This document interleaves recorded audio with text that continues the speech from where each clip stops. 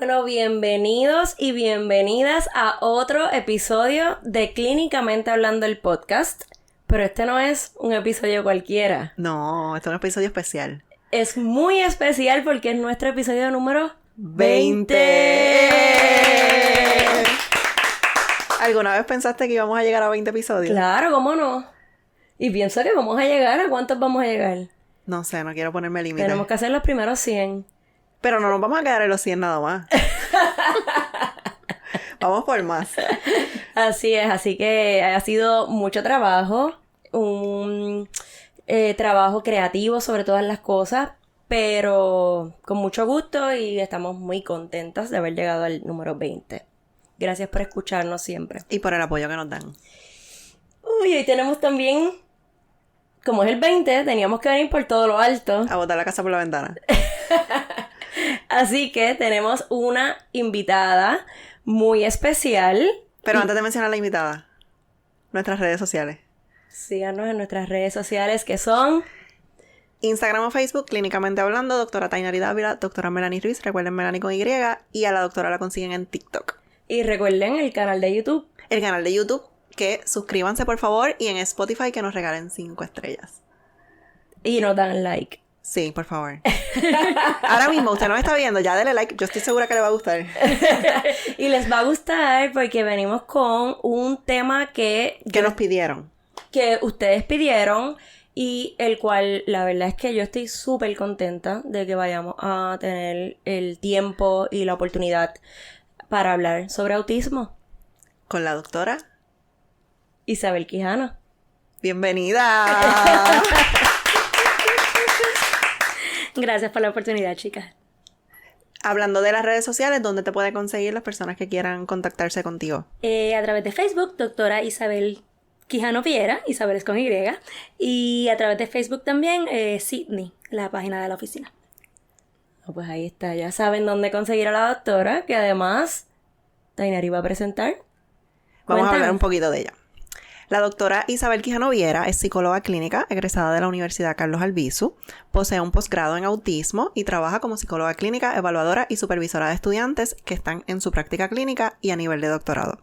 Labora en su oficina privada Sydney, que ofrece servicios integrados de psicología, habla ocupacional y educativos, y también labora en el Centro SER de Puerto Rico. Se especializa en evaluaciones de procesamiento de información, sea verbal y no verbal, aprovechamiento académico y autismo, y se enfoca en la población de niños y adolescentes. Y hoy va a hablar con nosotros sobre autismo. Quiero más aplausos. Quiero más aplausos, sobre todo porque estoy genuinamente contenta de que estés aquí. Parte de lo que siempre digo cuando vienen colegas invitadas es que los micrófonos de Clínicamente están abiertos para que vengan y compartan lo que ha sido la experiencia que tienen, las poblaciones con las que han trabajado y cualquier otro material educativo que se asocie con nuestra profesión, siempre están súper bienvenidos a este espacio. Espero que lo disfrutes. Nosotros nos divertimos mucho aquí grabando. Más que un podcast, Tainari y yo decimos que nos sentimos como una conversación entre amigas y entre colegas que tenemos la salud mental y el bienestar en común. Estamos listas, vamos ahí. Entonces, una de las cosas básicas y a la misma vez complejas, cuando hablamos de autismo, ¿qué quiere decir? Mira, muchas veces pensamos, ¿verdad?, que el autismo son muchos diagnósticos o muchas sintomatologías diferentes, pero la realidad es que si estamos hablando de autismo, estamos hablando de una necesidad en el área social. Realmente estamos hablando de autismo. Si vamos al centro de lo que es autismo es una deficiencia o una dificultad en lo que es pragmática social, que no es otra cosa que decir que las reglas sociales del uso del lenguaje. El lenguaje verbal o el lenguaje no verbal, realmente. Desde leer los cues sociales no verbales, desde entender los chistes, el sarcasmo, poder entender a veces, ¿verdad?, esa reciprocidad emocional, cómo mantener una conversación, el esperar el turno, el poderse mover de un tema de tu interés a temas que le puedan interesar a las otras personas, dar esa oportunidad a hablar, que no sea un monólogo. Muchas áreas en lo social realmente es lo que hace un diagnóstico de autismo. Que que ciertamente sí, también otro de los criterios es la parte sensorial o la parte de inflexibilidad, lo que son rutinas, ¿verdad? Lo que es que se le dificulte cambiar una estructura, ser hiper o hiposensitivo a ruidos, que le gusten alguna textura, todo eso es parte de lo que es el criterio, ¿verdad? Uno de los criterios diagnósticos. Pero ciertamente si vamos a lo que es central en autismo, es esa dificultad social. Esa dificultad para mantener amistades. Muchas veces hay el mito de que es que no quieren tener amigos, es que les gusta estar solo. No es cierto. Realmente es que no tiene la destreza en ocasiones, no ha creado la destreza, porque eso se enseña. No ha creado la destreza. Mucha gente dice, es que eso es sentido común, o eso lo debió haber aprendido porque nos vio a nosotros. Pues mira, no, nuestras personas con autismo no necesariamente adquirieron esa destreza por sentido común como esperaban tal vez los papás o los encargados, y esas cositas sí se enseñan. Entonces por ahí vamos un poquito buscando en lo que es cues no verbales, el hacer amistades, el mantener contacto visual. A veces nos pasa que te están hablando pero no te están mirando, o ni siquiera están más, ¿verdad? Un poquito más dirigidos hacia tu ángulo. Esas son cosas que se le van enseñando. Por darte un ejemplo, pero es que yo le dije tal cosa. Ok, tú se lo dijiste, pero él te estaba atendiendo, él sabía que te estaba hablando. Pues yo estaba parado al lado de él. Sí, pero nunca le hiciste, ¿verdad? Dale un toquecito, dile fulano, estoy hablando contigo, te voy a decir esto. Y esas son cosas que uno va enseñando poco a poco en lo que es el desarrollo social para una persona que pueda tener un diagnóstico de autismo, y dándote algunos ejemplos, porque realmente es una gama, ¿verdad? Un espectro, por eso es el espectro de autismo, variado. Así que te puedo dar unos ejemplos, pues, más o menos por ahí. Eso mismo, yo estaba pensando que es, por ser un espectro, también es tan y tan variado que algunas veces podría parecer como que se patologiza, pero a la misma vez uno dice, bueno, puede ser tan variado como lo somos las personas que somos también, de verdad, neurotípicas, como que cada uno de nosotros dentro de sí tiene quizás esas reflexiones de diversidad y de en qué cosas somos buenos o en qué cosas no, pero definitivamente si hay algo que caracteriza el autismo quizás es lo marcado que es esa dificultad, por decirlo de alguna manera, con lo importante que es la interacción social. Somos seres asociados, no hay manera de salirnos de eso, para bien o para mal. Así que definitivamente es una de las primeras cosas en las que yo siempre pienso cuando hablo de autismo, y me recordó una serie que no sé si la has visto, Love on the Spectrum. Sí, la vimos, la seguimos allá en la oficina. Somos a fans. mí me encanta esa serie. Hay un equipo de fanáticos en la oficina. Yo te iba a decir, la gente que trabaja más con autismo, ¿qué piensa de esa serie? Porque, ¿verdad? A lo mejor hay personas que puedan pensar que no es tan buena. Pero para mí, que yo no trabajo constantemente con la población de autismo, ver esa serie me sensibilizó muchísimo y me causó como una empatía y cuestionarme unas cosas que a lo mejor yo no me había cuestionado antes. A nosotros nos pasó que parte del equipo, ¿verdad?, con el que trabajo en SER, salió buscando cómo crear grupos sociales para adultos. Entonces, para jóvenes y adultos.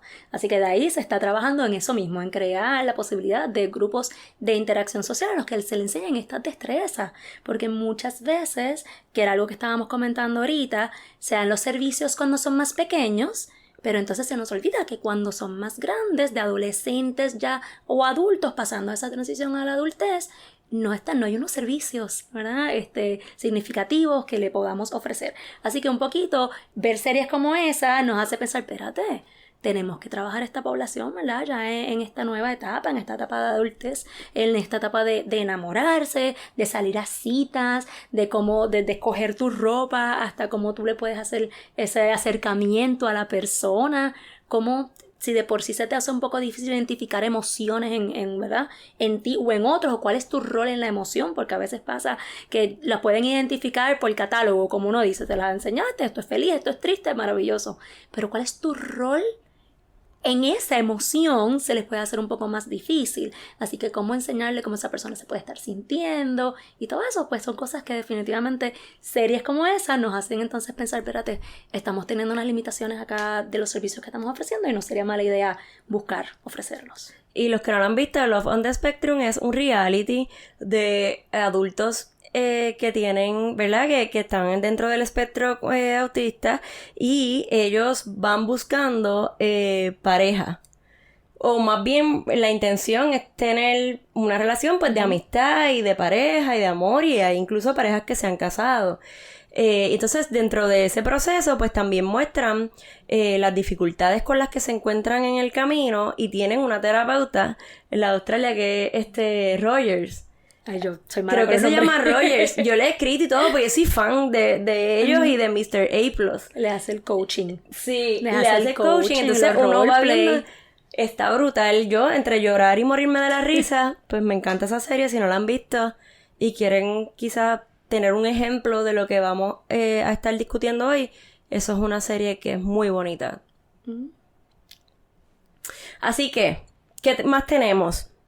¿Cuáles son algunos de los criterios diagnósticos? Sé que ya has mencionado algunos. Mira, cuando estamos hablando en el área de diagnóstica, realmente se divide, ¿verdad?, en dos áreas, en lo que es comunicación y en lo que es, pues, ya sensorial, o son rituales, o son, ¿verdad?, más estereotipados. Generalmente las personas reconocen los que son más estereotipados, ¿verdad? En los nenes más pequeños, pues los aleteos, los movimientos para adelante y para atrás, los movimientos de dedos. Sí, quizás es más fácil poderlo identificar. Es más fácil Es como más identificarlo. visible, por Sí. decirlo de alguna manera. Sí. Y entonces, en ocasiones eso incluso confunde a los papás si ven algún tipo, ¿verdad?, de aleteo, porque algún niño se emocione. Eso no significa necesariamente que un diagnóstico de autismo pueda haber algo en el área sensorial o simplemente puede haber sido, ¿verdad?, un auge de energía que le dio al chico en ese momento. Pero tienden a ser un poquito más concretos, más visibles, más obvios esos síntomas. También observamos lo que son los rituales, que las cosas tengan que ser siempre de la misma manera, o, ¿verdad?, que se le haga difícil cambiar las rutinas, las transiciones. Eso tiende a ser un poquito difícil. Los niños que les gusta alinear las cosas, o incluso los adultos que les gusta, ¿verdad?, que sus cosas estén bien puestas en un lugar X. Esas cositas las podemos ver. Podemos ver lo que son las sensibilidades. Sensitivo a ruidos, o a texturas, a ropa. Esas cositas también las observamos y todas esas tal vez son las más concretas y fáciles visibles de identificar. Cuando vamos al criterio A, que realmente es el criterio más importante de lo que es el diagnóstico de autismo, tenemos entonces varios puntos importantes. Dentro de ellas lo es la intencionalidad y reciprocidad. ¿Verdad? ¿Cuál es tu intención de comunicar interés? Un niño más pequeño o una persona que se acerca solamente a buscar porque necesita que le abran un pote o porque necesita que le den su alimento, eso es una necesidad, no necesariamente es una señal de interés. Es muy diferente a que vean un carro en la calle o vean un león en la televisor y de momento te digan, mira, mamá, ven, o enseñarte lo que acabo de dibujar esto y te lo estoy enseñando. Eso es interés, ese interés, buscar a ese adulto o ese otro niño para jugar, que si vienen los chicos y se le acercan, otros niños se le acercan, puede haber algún tipo de interés, que si ven otros niños en el parque, aún siendo tal vez un poquito más tímido, pueda querer acercarse, aunque le tome un poquito más de tiempo porque hay niños que son introvertidos, pero pues pueda llegar a acercarse. Esos son algunos de los criterios. Entender los cues no verbales, como mencionamos ahorita, lo que puedan ser entre líneas, chistes, y más o menos por ahí, ¿verdad? Van los diferentes criterios del espectro. O sea, Yo creo... Ay, perdóname. Estamos Sí, desorganizados. no, que estoy aquí loca por preguntar. Que iba a mencionar que has mencionado muchos síntomas súper importantes entre signos y síntomas, pero que es bien importante eso que dijiste de que no necesariamente porque ahora mismo está identificando que su hijo o su hija tenga alguno de estos rasgos quiere decir que tenga autismo. Correcto. Y obviamente ya mismo vamos a hablar del proceso para el diagnóstico, pero es que es bien importante el que aunque estemos identificando unas áreas, quizás sí es una bandera que podemos levantar, pero que tenemos que llevarlo a un profesional para confirmar o descartar. Correcto. Sí, y por ahí va también mi pregunta. O sea, ¿a qué edad más o menos podríamos, un papá que quizás nos esté viendo, a qué edad más o menos podríamos decir, espérate, estos signos o estos síntomas ya son o requieren una evaluación? Pues mira, generalmente cuando uno le pregunta a los papás qué es lo primero que tú observaste, tiende a ser o el retraso en lenguaje, casi siempre es el retraso en lenguaje, que no todos los niños con autismo tienen un retraso significativo en lenguaje. O no todos los retrasos en lenguaje son autismo. O no todos los retrasos en lenguaje son autismo, correcto. Pero casi siempre, porque es ¿verdad? Hay una etapa de desarrollo en la que tú esperas que el niño diga unas palabras y al no cumplirla, pues se vuelve en una sintomatología concreta, fácil de identificar. Así que tiende a hacer eso. Tan pronto usted observe que algo no se está desarrollando a la par en su chico, es un momento para evaluar. Es un momento para evaluar en habla, es un momento para evaluar en ocupacional si vemos que las destrezas motoras finos o motor gruesos no se están desarrollando a la par. En física, si observamos que hay alguna dificultad mayor en lo que es motor grueso, movimiento, caminar. Hay que evaluar, los nenes se pueden evaluar desde los meses en esas diferentes áreas. Desde que nosotros, el primer módulo que tenemos para evaluar es el de andarín, el toddler. Así que realmente desde andarines se evalúa en el área de autismo. Pero si usted quiere dar un primer paso, porque lo que le preocupa es, ¿por qué no habla? Pues para eso vamos al patólogo de habla. Claro. Porque hay unas dificultades sensoriales, pues vamos al área ocupacional y vamos a empezar a dar esos servicios de intervención temprana. Muchas veces los papás me dicen que son tan chiquitos. Le digo, sí, pero una evaluación de habla no le hace daño a nadie. Exacto. Y lo más que te van a decir es que no necesita el servicio. Exacto. Es maravilloso. O que cambies unas cositas en casa para ayudarlo a desarrollar esas frases o esas oraciones. Pues maravilloso. Dale ese servicio. Vamos a empezar por ahí. Yo siempre le digo, ¿verdad?, a los papás que evaluar no le hacen en ningún área, ni en autismo, ni en psicométrica, ni en habla, ni en ocupacional, le hace daño a nadie. No son procesos de disgusto, al contrario, son súper divertidos. Las evaluaciones de los nenes son bien divertidas, así que realmente los nenes la pasan bien y a usted le va a ofrecer información de hacia dónde moverse y empezar a recibir esos servicios. Definitivamente. Incluso ya por ahí nos vas dando, a mí se me ocurre rápido, se me prende como que ya por ahí vamos teniendo el indicio de hacia dónde posteriormente puede ir un tratamiento que no va a otro lado que no sea a identificar unas necesidades y a trabajar sobre esas necesidades. Y que posiblemente quienes primeros están llamados desde la observación a mirar cuáles son esas necesidades son los padres o los cuidadores que están ahí en el día a día con ese niño o esa niña. Esos cuidadores y los pediatras tienen un rol bien importante. Nosotros tenemos la oportunidad de tener algunos pediatras rotando en el centro de SER, precisamente porque es tan importante. El pediatra es la luz de los papás. O sea, los papás van al pediatra con este niño o esta niña, ¿verdad? Que ellos no saben cuáles son las etapas y ellos ciegamente creen en lo que los profesionales les decimos. Así que es bien importante que los pediatras animen a los papás a ser evaluados. O sea, que sus hijos sean evaluados. No le hacemos daño con una evaluación y sí salimos entonces de dudas en las distintas áreas. Así que esos pediatras que puedan identificar qué cosas están atrasadas y empezar a dar los servicios. Sobre todo porque puede haber miedo y negación y hacer que quizás los padres eviten la evaluación, pero el daño que le podemos estar haciendo, porque si no hacemos intervención temprana, las repercusiones que puede tener en la vida de ese niño o esa niña. Totalmente de acuerdo. Eso mismo. La intervención temprana hace una diferencia significativa. Yo he tenido casos que reciben el servicio de chiquititos y cuando tú los ves de adolescentes son bien independientes, trabajan muchas cosas, ya toda la parte social la dominan mucho mejor porque se ha ido trabajando a través del tiempo, versus también he tenido evaluaciones de niños más grandes que me pregunto, y digo, Dios mío, ¿por qué no habíamos hecho nada hasta ahora? Así que esas cosas, la intervención temprana hace la diferencia.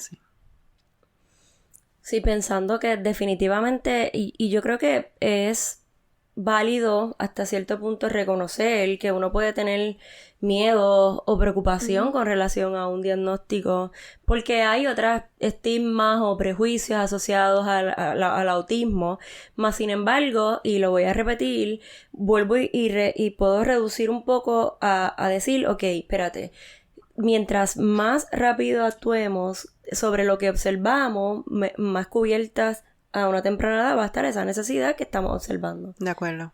Pero igual nunca es tarde. Si usted lo está identificando y quizás no se dio cuenta antes, su primer hijo o hija y no lo había identificado, pues si este es el momento, no importa la edad que tenga, pues este es el momento. Correcto.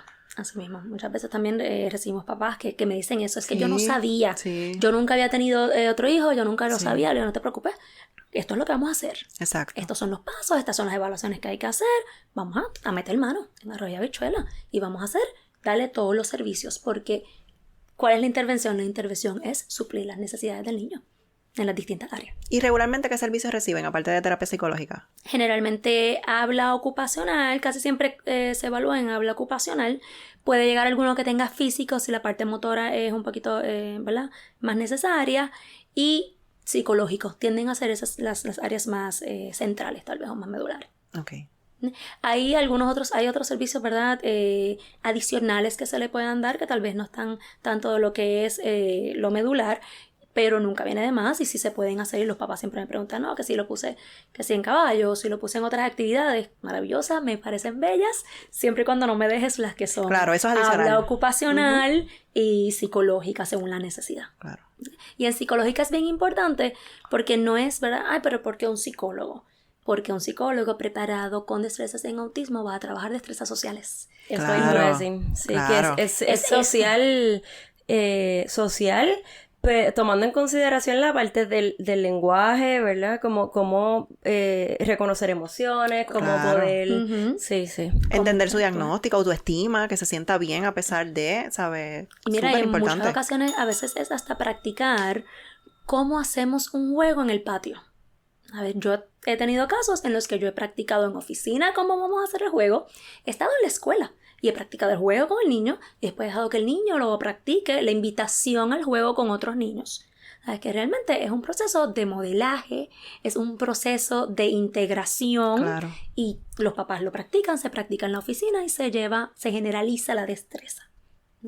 Qué lindo, me emociona escuchar eso. Sí, y me recuerda también que en la serie de autismo ella hace como un roleplay Los roleplay de son... cómo sería y también les practican. Ok, si a ti te atrae una persona, ¿qué cosas tú le preguntarías? Correcto. ¿Cuáles Los son libretos. ¿Cuáles son sus intereses? Ella le hace dibujos también. ¿Cuáles son tus intereses? Estos son los míos. Ujú. Y entonces, ¿cómo continuar y darle seguimiento a una conversación?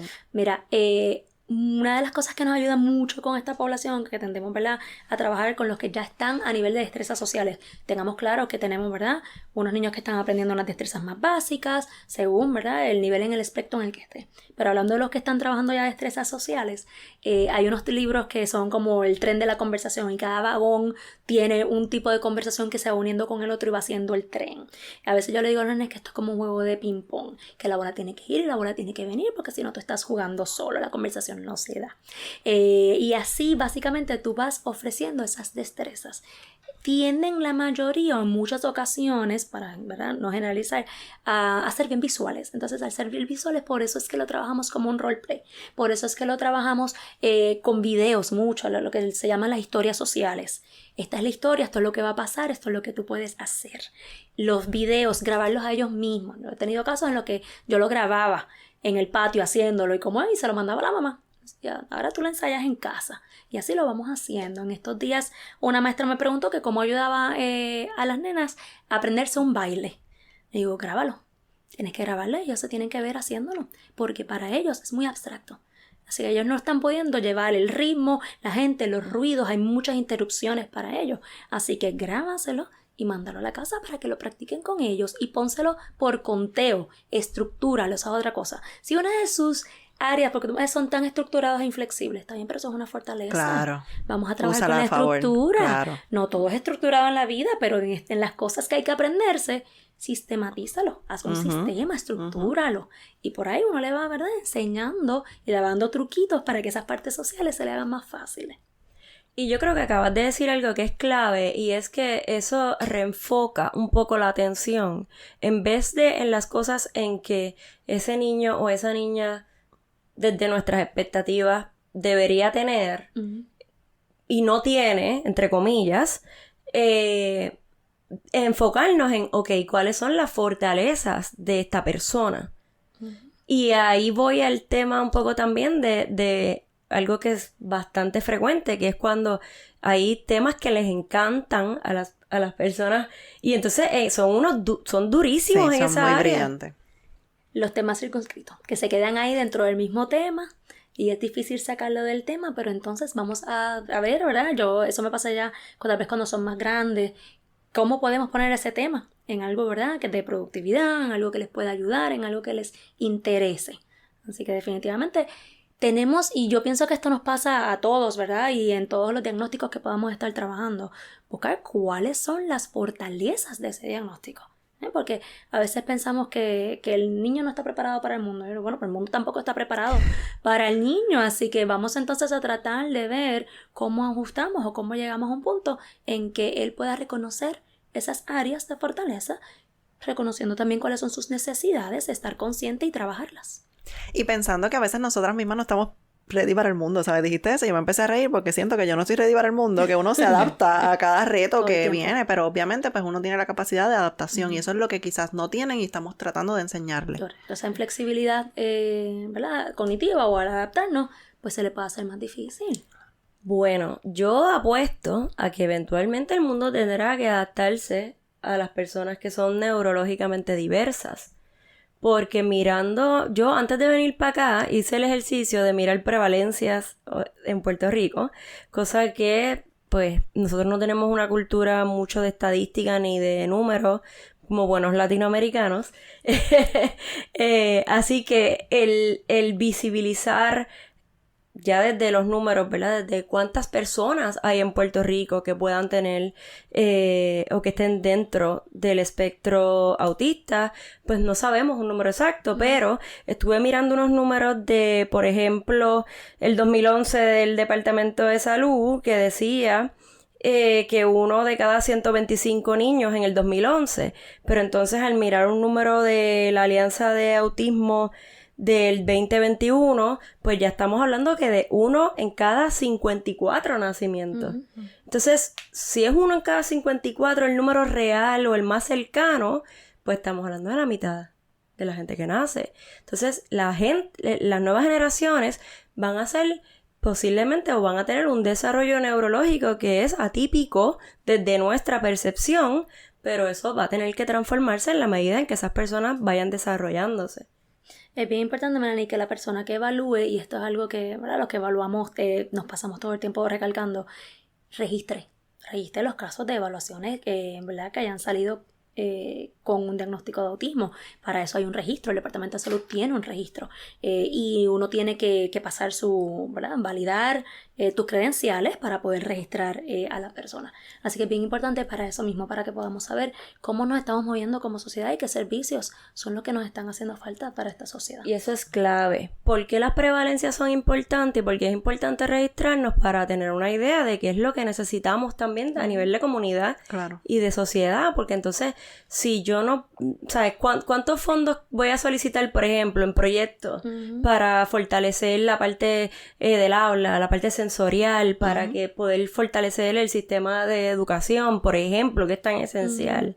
Pues no lo sé si no tengo ese no tengo los datos, exacto. Otra parte importante es que el autismo tiene una cubierta especial en planes médicos, y en reforma. Así que realmente es importante que se registre cuál es la necesidad que se está viendo para que estas personas, ¿verdad? Estos papás o estos encargados puedan hacer su gestión y recibir sus terapias, porque estamos hablando de muchas terapias, ¿verdad? Y esto es costoso, así que es importante que los papás sepan que hay una cubierta para autismo que le cubre sus terapias, ¿verdad? Siempre y cuando vaya a un especialista ¿verdad? que cubra y que tenga planes médicos, pero eso existe y a veces los papás no lo saben. Y cuéntanos un poquito más de ese proceso de evaluación, como que si alguien nos está viendo ahora mismo y piensa que su hijo o su hija puede tener autismo o rasgos de autismo, ¿a dónde debe ir?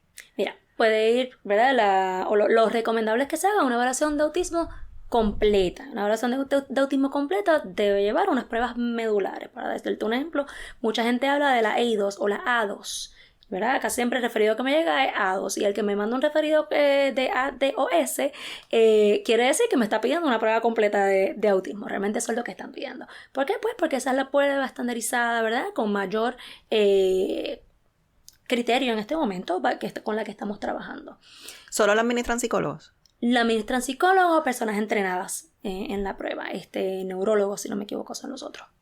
Y psicólogos especializados. Tienen que ser clínicos y especializados. Exacto. ¿Entiendes? Porque nosotras somos clínicas, pero no atendemos población de autismo, no tenemos conocimiento en la prueba. Correcto, debe haber hecho la especialización y para la prueba hay que adiestrarse. La prueba lleva un adiestramiento completo de la prueba. Y qué bueno que lo estás diciendo, porque así la gente entienda el que cuando uno le dice que no es que uno no quiera brindar el servicio, es que no tengo la preparación para, y es bien importante que la persona esté preparada, porque de ahí va a depender. Imagínense un mal diagnóstico de autismo, que la persona no tenga diagnóstico, ¿cómo se le va a etiquetar durante toda su vida y los servicios, se le va quizás a proveer unos servicios que no necesita.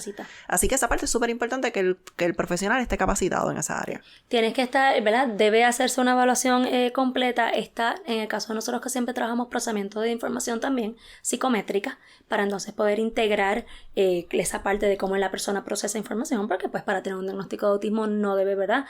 Tener otro tipo de diagnóstico que no sea compatible con un diagnóstico de autismo, así que vamos tratando de eliminar, ¿verdad? Otros posibles áreas de necesidad. Se hace psicométrica, se hace entrevista con los padres, la DIR tiende a ser la más que utilizamos, la SRS, que son cuestionarios, se envían a la escuela, se envían a la casa y casi siempre se hace una evaluación EI-2. Está la CARS, hay otras pruebas también que tienen muy buena validez, esas son las que yo utilizo, la EI-2 y la DIR, pero hay otras también que tienen muy buena validez. Y se redacta un informe. Correcto, se hace un informe completo con todas las puntuaciones y su diagnóstico. Y las recomendaciones. Sí. Al igual que una evaluación psicométrica, una evaluación psicoeducativa, todas esas pruebas deben llevar un informe. Es importante que ese informe se le entregue a los padres. Y que se le explique. A veces me lo traen a mí. Muchas veces, sí.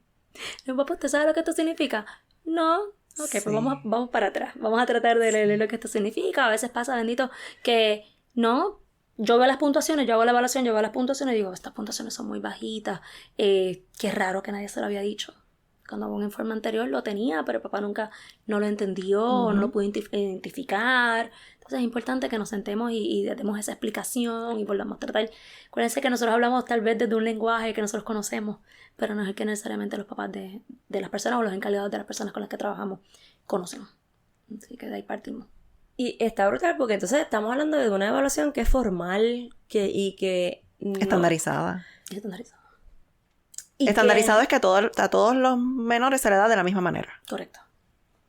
Y que no termina en la redacción de ese informe ni se limita a eso, sino que yo creo que la parte más importante de esa evaluación también es el que pueda traducirse a la gente, a las familias, a los que van a las personas que van a hacer recursos de apoyo de esa persona. Incluso si la persona fuera una persona que tuviera conciencia o fuera un niño más grande, pues también es de explicarle también a esa persona.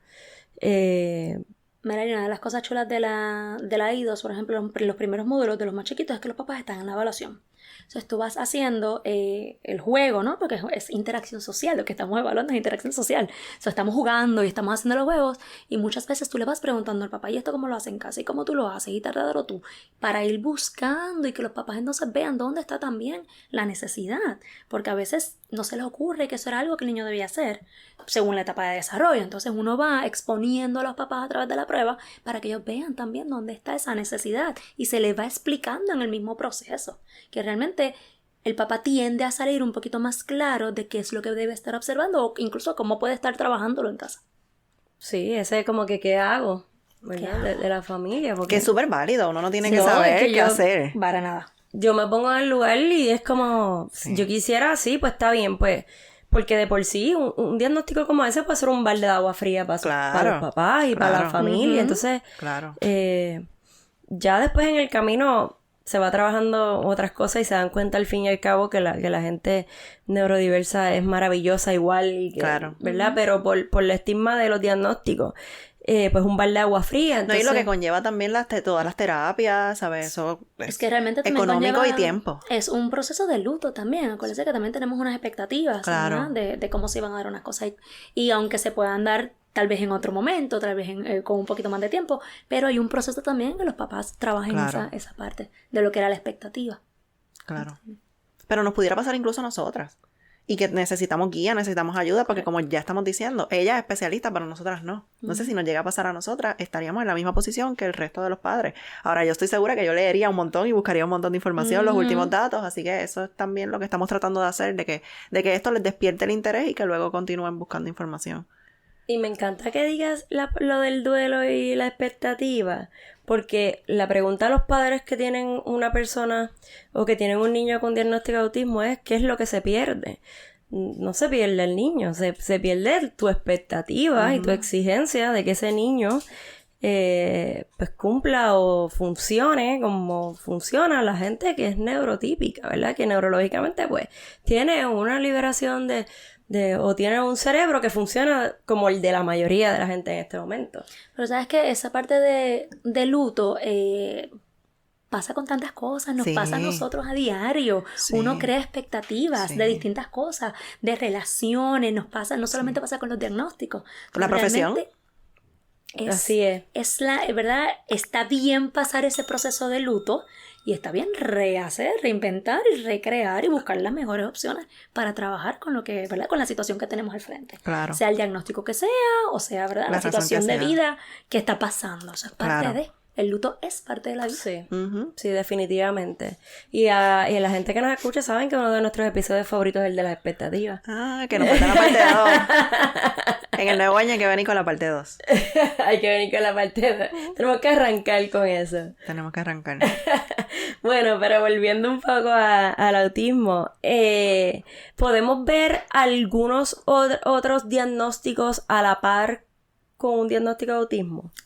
Sí, bueno, podemos, por ejemplo, los que son sensoriales, los que son de habla, retrasos en habla de distintas maneras, habla y comunicación, porque habla no solamente el hablar o articular, sino la manera de comunicarnos. Podemos ver lo que tiene que ver en el área de psicología, lo que tiene que ver con compulsiones o obsesiones, sucede a veces por esa mentalidad, ese interés circunscrito, esa mentalidad inflexible, esas rutinas, esas estructuras, se puede ver ahí. Podemos ver el ADHD, hay niños con autismo y déficit de atención, a veces se nos confunden los diagnósticos incluso porque se parecen en algunas áreas, se pueden parecer, sobre todo una que casi nadie piensa es la parte social. Los niños que tienen ADHD o déficit de atención impulsivo, hiperactivo o inatento también tienen dificultades en interacción social. Así que a veces no lo pensamos, pero es un área también que se ve afectada y que se podría parecer. Déficit de atención, ansiedad, depresión en los adolescentes, sobre todo. Los adolescentes se me tienden a deprimir pues porque estamos observando unas etapas de desarrollo en nuestros pares diferente a la nuestra, así que a veces se nos deprime. Quizá hay mayor conciencia de que soy diferente. Soy diferente, empezamos a darnos cuenta de que somos un poco diferentes, a veces nos cuestionamos mucho las cosas, estamos hablando ahorita del existencialismo, a veces, ¿verdad? Que el universo, que lo que va a acabar, que se nos va, y como se obsesionan con los temas, pues entonces se nos quedan ahí rumiando el mismo tema, y eso los hace un poquito más susceptibles, tal vez a una depresión o una ansiedad, por mí ansiosos a veces. Casos, por ejemplo, Fiona tuvo un alza en niños, nosotros trabajamos con niños y adolescentes mayormente, me imagino que pasa lo mismo con adultos, que buscando medicamentos con nuestra psiquiatra, nosotros tenemos una psiquiatra, de ansiedad, pues porque hubo mucho cambio. Y para ponerte un ejemplo, una de mis adolescentes estaba bastante ansiosa y cuando yo le pregunto por qué, pues estaba viviendo en casa de abuela en esos tiempos porque no tenían luz. Entonces, pues le cambiaste el ambiente, claro, le cambiaste la rutina, hay ruidos que ella no tolera. Todas esas cositas, ¿verdad? Se van viendo, son un poquito más susceptibles a ese tipo de diagnósticos, por mencionarte algunos. Sí, y es a nosotras y cuando hemos grabado también episodios de la apagón. Y hablamos de que se nos alteró la rutina, ¿te acuerdas? Que tú dijiste que el password se te había olvidado para entrar al dominio. Yo no, a mí. Así que imagínense. Sí. Y otra cosa también que se me ocurre con lo que estás diciendo, que es algo que se ve quizás en cuanto a las obsesiones y las compulsiones, es que nosotros las personas necesitamos saber vivir con incertidumbre. Necesitamos continuar a pesar de que no tenemos todo en control o de que no sabemos lo que va a pasar mañana. Pero eso es una línea, ¿verdad? Que a veces puede establecer nuestro cerebro, que no necesariamente pueden establecer una persona con autismo. Eso es una cosa seria, porque imagínate, es uno cuando tiene alguna preocupación de incertidumbre, qué sé yo, una entrevista de trabajo o algo que tengo que coger un examen y de repente te da estrés, no duermes esa noche, te da dolor de estómago y todo. Imagínate uno constantemente sin esa línea de lo que es pues poder entender la incertidumbre. Tener esa preocupación constante realmente puede ser agotador. Eso realmente es bien válido que ellos se sientan de esa manera. Y eso también se trabaja. Eso es parte de lo que es entender que las cosas no siempre van a ser como no las esperamos. Claro. Pero se enseña, todo eso se enseña. Y yo creo también que hay la importancia de una evaluación formal, estructurada. porque también pues permite que las personas podamos conocernos y que la familia también pueda comprender lo que sucede y cómo ayudar definitivamente. ¿Qué impacto social puede tener el autismo?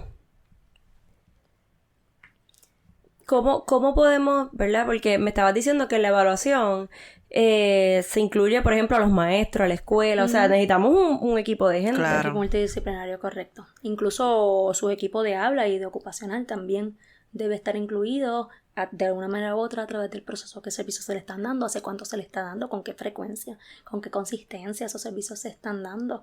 Nos pasó después de la pandemia, a ver, muchos niños que no conocieron lo que era salir a la parte social. Sí. Tuvieron 2 años encerrados, 2, casi 3 años encerrados. Entonces uno empezó a ir para atrás, espérate, pero ¿qué era lo que se hacía antes de? Pero ¿qué exposición tuvo? ¿Cómo vamos a exponerlo? Vamos a darle un poquito de terapia para ver cómo entonces vamos manejando esta situación. Entonces ahí fuimos tanteando. Yo creo que ese fue el momento más difícil, o todavía está siendo de las cosas más difíciles, que también se está viendo en la parte académica, se está viendo en otras áreas.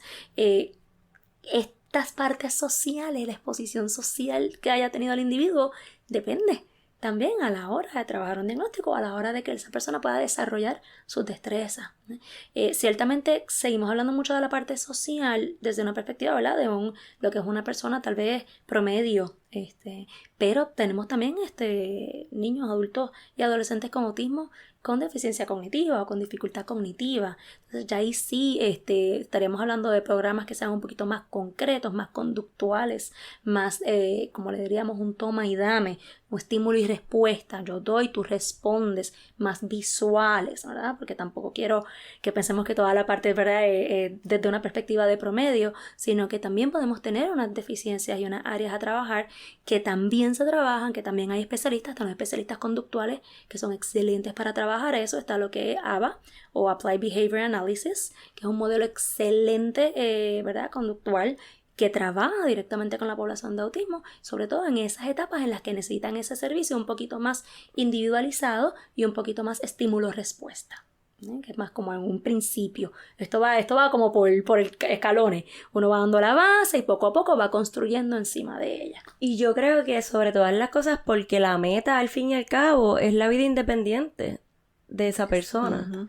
Es cómo podemos hacer que esa persona pueda de alguna forma u otra funcionar, entre comillas, y cumplir con unas necesidades que al inicio son básicas, pero por ejemplo la parte afectiva es súper importante en un ser humano. Cuando tú mencionas lo social, yo digo, está brutal, porque entonces ahí hay un montón de cosas que considerar, desde el sentir el afecto, el cariño, la reciprocidad que dijiste ahorita, ¿verdad? El que yo necesito también feedback y comunicar lo que yo siento, lo que yo deseo, lo que yo espero. O sea, es más complejo también ahí de lo que parece. Y ahí es donde viene la dificultad con cuando se nos enlazan estos otros diagnósticos, por ejemplo, el diagnóstico en lo que tiene que ver con sensorial. Es que no le gusta que lo abrace. A veces lo que no le gusta es la cantidad, o sea, es el cuán apretadito, ¿no? O sea, más apretadito, menos apretadito, que le gusta más, porque lo siente, son hipersensitivos o son hiposensitivos. Entonces hay que ir entendiendo un poco cómo esa persona recibe, ¿verdad?, las cosas de su ambiente. A veces es que no le gusta estar con otras personas, pero es que el ruido le molesta. A veces ponemos unos audífonos, eso amortigua ruido y la persona puede estar más inmersa en ambientes sociales. Poco a poco, ¿verdad? Es importante, por eso es la integración de todas las áreas, ver cómo podemos ayudar a aumentar conductas adaptativas. Cómo podemos ayudar a que esta persona logre estar lo mejor integrado a su ambiente. Y sin obligarlo. Yo creo que dijiste lo de los abrazos y me acuerdo tanto de que cuando uno es niño te quieren obligar a los besos y a los abrazos, y no necesariamente es una changuería que el nene no lo quiera hacer. O sea, yo pienso que hay que respetar, uno nunca sabe por qué no, así que esa parte es súper importante. Mira cómo habla un especialista de cómo va poco a poco exponiendo a ese menor a eso para que lo pueda hacer. Así que esa parte es súper importante, no lo obligue si no está listo. Si no está listo, hay otras maneras de ser social que no necesariamente son los abrazos ni los besos. Podemos saludar con las manos, saludar con los pies, el puñito, o sea, uno busca otras alternativas, ¿verdad? No solamente con los niños con autismo, con cualquier niño también que no necesariamente le gusta su cuerpo. Claro. Así que, ¿verdad? Vamos buscando otras maneras de que tú cumples con la parte de ser amable, porque somos amables, somos respetuosos, pero eso no significa que me tienes que tocar. ¿Y el autismo es más común en niños que en niñas? Pues está más diagnosticado en niños que en niñas, pero tiene que ver más con que las niñas tendemos a enmascarar más la sintomatología. Entonces, pues el varón tiende a ser de por sí un poquito menos social que la mujer, como la mujer de por sí tiende a ser un poquito más social, enmascara, es lo que se llama el masking. Y muchas veces las personas con autismo, y ahí es donde a veces no, ¿verdad? El autismo se tiene que haber reflejado desde que son chiquititos, desde antes de los 3 años, pero a veces no se nota hasta que son más grandes por la demanda social. Hasta que realmente la demanda social empieza a requerir cosas de ellos que ellos no están pudiendo cumplir, niñas o niñas. Pues las niñas, igual que con el déficit de atención inatento, por ejemplo, que las niñas tienden a no observarse porque tienden a enmascarar sintomatologías, a compensar de una manera u otra, hasta que ya entonces chocan con que la demanda social es muy alta. Y ahí se empiezan a observar las demandas. Que por ahí más o menos va. Eso es interesante, sobre todo porque nosotros damos por sentados también a veces, pensando en cómo podemos llegar a un acuerdo también y hacer que este mundo no sea tan hostil para las personas que tienen o que tienen diferentes formas de reaccionar y de ser. Y yo veía un video esta tarde de una mujer que contaba que ella prefería que entonces si alguien le iba a hacer un acercamiento físico, como saludarla o darle un abrazo o algo, pues que por favor primero pues se lo dejara saber, que lo anunciara, ¿verdad? Como mira, puedo saludarte o puedo darte la mano. Y entonces eso para nosotros eso es un planteamiento que casi que rebasa la parte cultural, porque uno ve a alguien y de repente quiere besarle, abrazarle, como latinos también. Entonces percibir y desde el ejercicio de la empatía, yo creo que si hay algo que es importante de esta conversación también es que no dar por sentado que todas las personas podemos funcionar o ser o interactuar de la misma manera. A veces una de las cosas que tal vez nos preocupa a los que trabajamos con adolescentes es hasta qué punto ellos pueden seguir enmascarando o aprendiendo a participar de este tipo de actividad, por ejemplo, porque realmente terminan drenados. O sea, llega un punto en que ellos mismos lo dicen.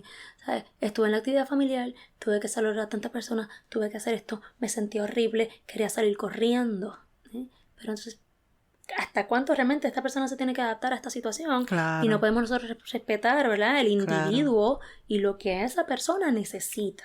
Claro. Que ¿verdad? Es un debate que se da mucho también, se nota mucho en lo que son adolescentes y jóvenes adultos, que a veces queremos adaptarlos tanto, adaptar a la persona, a cualquier persona tanto, que realmente lo que le estás creando es una ansiedad y una tensión. O convertirlo en alguien que no es. En el que no son, y llegan a enmascarar sintomatologías con mucha frecuencia. Pero por eso es que la gente necesita límites. Tú decías eso de tocar y yo pienso en las embarazadas. Yo siempre he pensado que si algún día yo estoy embarazada, ¿qué yo voy a hacer para que la gente no me toque?